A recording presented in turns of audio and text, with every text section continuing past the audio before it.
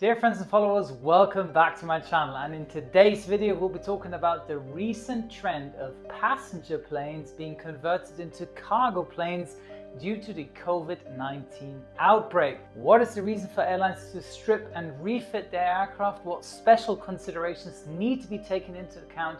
And why is this such a big deal? It's time to convert, so let's get started. All right, Virgin 4 Charlie, heavy, 3-1 left, right Alpha, short of Juliet.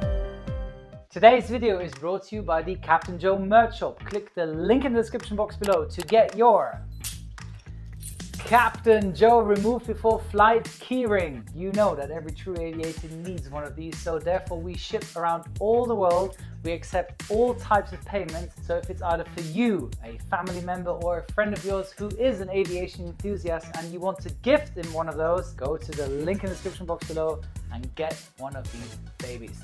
They're just kick-ass cool and they're red. First things first, what is going on in the aviation industry? There's absolutely no plane to be seen in the sky. Well, the coronavirus has taken control entirely, except for the cargo operators, but more about that in a few seconds. However, since my coronavirus video at the end of February, we all know the virus has spread rapidly around the world, with the US recently passing 300,000 confirmed cases, and 93% of the world's population are living in countries with some form of border restriction, ranging from banning travelers from specific countries all the way to some nations banning all entry to their country entirely. Now, because of these unprecedented border controls being put into place, as well as numerous travel bans and a downturn in the economy, many airlines are seeing their demand of flights dry out like never before. Many are operating at a tiny fraction of their expected demand, with some being grounded completely or only for charter flights responding to the virus outbreak. Because of this downturn, many passenger airlines, such as American Airlines, are facing financial uncertainty and huge losses from the drop in revenue. It is important to remember that almost all the fixed costs have remained for airlines, with the notable exception no fuel costs, since aircraft aren't flying no more. But airlines are still paying to keep the planes airworthy, staff salaries, regular airport fees for parking, high airplane leases fees, and countless other costs. Now, this means that many passenger airlines are seeing money quickly disappear and therefore are desperately looking for solutions to avoid bankruptcy. Whilst cutting staff payments is one of the ways to reduce the costs, in my opinion that should always be the last resort, but airline managers always seem to cut salaries first. Many airlines are now looking at the option of flying cargo-only flights as a way to keep the aircraft flying and making at least some money. Now, some airlines, such as Air New Zealand, are flying international cargo flights on behalf of their country's government to collect vital medical supplies or deliver time-sensitive cargo such as perishable exports. Now, one of those flights from Singapore to Auckland using a Boeing 787-9, which is capable of carrying over 300 passengers, only carried 4 passengers plus the crew. How's that for a premium service right there? Now, it's pretty obvious that the airline wouldn't have made any money on such small number of passengers, but the key is the massive cargo holds, normally filled with passenger bags, now being free for additional cargo. Now, some airlines are taking this idea even further by using the passenger areas for extra cargo space to carry more goods, especially equipment like ventilators, which are needed so desperately in Europe and North America. Now, you may ask, why is this such a big deal? How hard can it be to convert a passenger plane to a cargo plane? Well, the reason is because many of these airlines have either never flown pure cargo operations or haven't done so for a very long time. Now, think of it like asking a cruise ship company to start carrying freight containers instead of passengers. Whilst it may be possible to use the cruise ship for freight, it isn't what the vessel was designed for, and it is certainly not what the crew would be used to.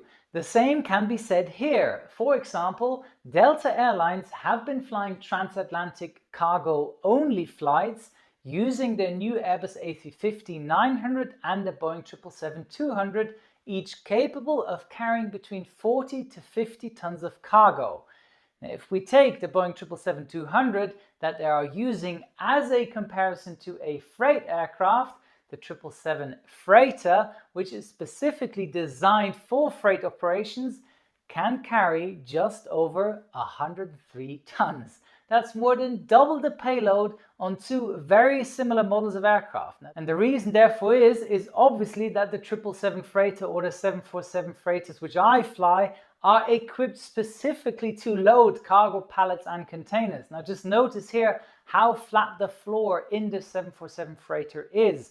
The cargo can easily be moved around with these electric rollers and can be filled with virtually anything. So now consider that a passenger aircraft contains 300 seats, as well as a galley areas, multiple toilets, entertainment systems and all that, and you'll see why the difference in the maximum capacity is so vast.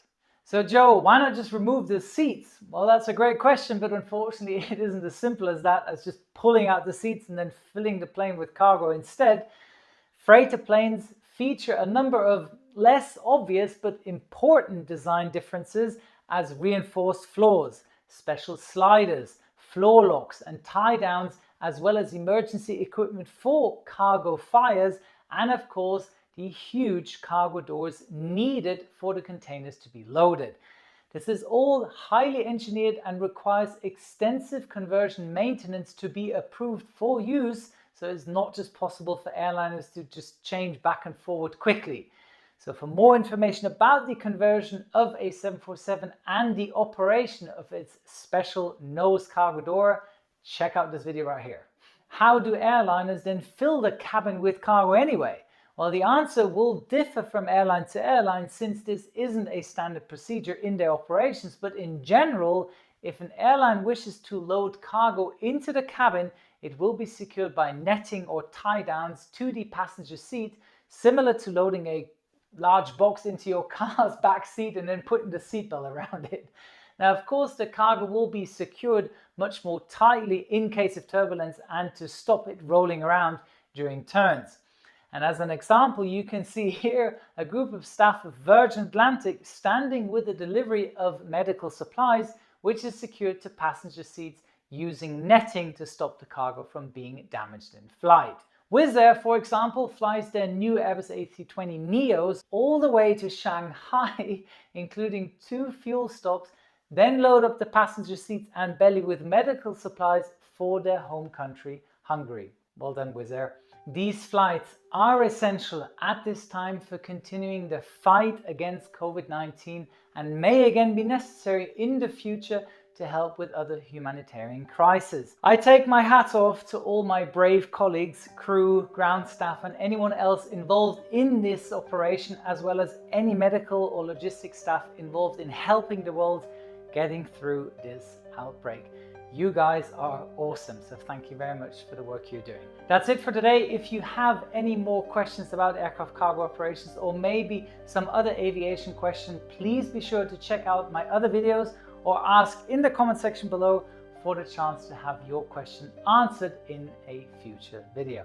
Thank you very much for your time. Here's your checklist for today. Subscribe to my channel, check. Activate the notification bell, check.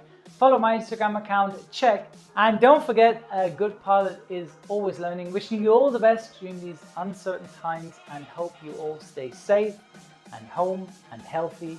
Your Captain Jack.